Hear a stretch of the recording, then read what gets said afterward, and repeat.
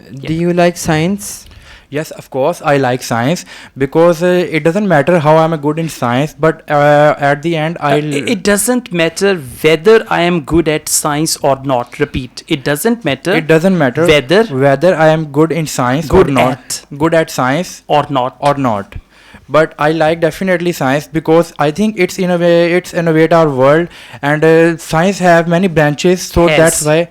When I was doing my electrical engineering, at that time I developed my interest in science. So answer your question is yes, I like science. Well done. I appreciate your energy and all that. Okay, let's go on.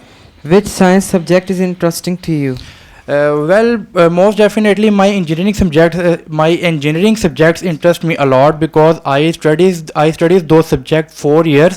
So that's why I think my relevant subjects, for example, electrical engineering, power plant and distribution and AC machines as well. So I think my subjects I like the most. Okay, this is good. What kinds of interesting things have you done with science?